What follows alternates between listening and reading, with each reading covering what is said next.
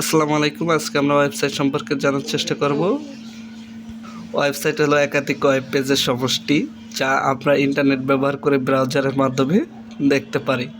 Web browser কি? Web browser হলো একটা সফটওয়্যার যার মাধ্যমে আমরা ওয়েবসাইটের কন্টেন্ট দেখতে পারি বা ওয়েবসাইটে অ্যাক্সেস নিতে পারি, যেমন Google Chrome, Mozilla Firefox, Microsoft Edge, Opera mini ইত্যাদি। ওয়েব সার্ভার কি? আমরা তো বললাম যে ওয়েব ব্রাউজারের মাধ্যমে আমরা ওয়েবসাইটের কন্টেন্ট দেখি। এই কন্টেন্ট বা ডেটাগুলো তো কোথাও এক জায়গায় স্টোর করা আছে, যেই কম্পিউটারে স্টোর করা আছে সেটাই হলো ওয়েব সার্ভার। ওয়েব পেজ কি? ওয়েবসাইটের প্রত্যেকটি পেজকে ওয়েব পেজ বলে। তাহলে হোম পেজ কি? একটা ওয়েবসাইটে ঢুকলে প্রথমে যেই পেজটা আসে ওইটাই হলো ওই ওয়েবসাইটের হোম পেজ। মানে ব্রাউজারে কোনো একটা ওয়েবসাইটের নাম লিখে সার্চ করলে ওই ওয়েবসাইটের প্রথম যেই পেজটা আসে ওইটাই হলো ওই ওয়েবসাইটের হোম পেজ। এখন আমি একটু প্র্যাকটিক্যালি দেখানোর চেষ্টা করব।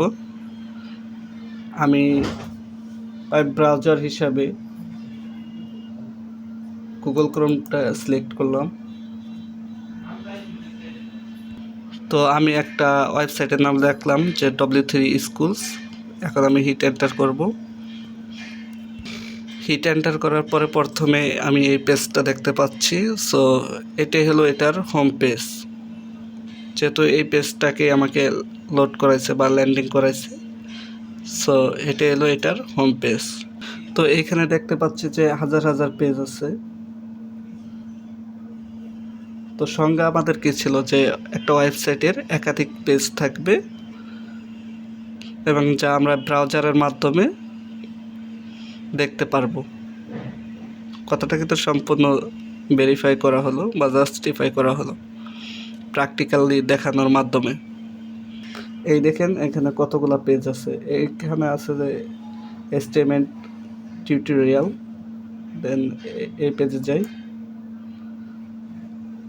HTML ইন্ট্রোডাকশন, এখানে আছে HTML এডিটরস। এখানে HTML-এরই কতগুলো পেজ আছে।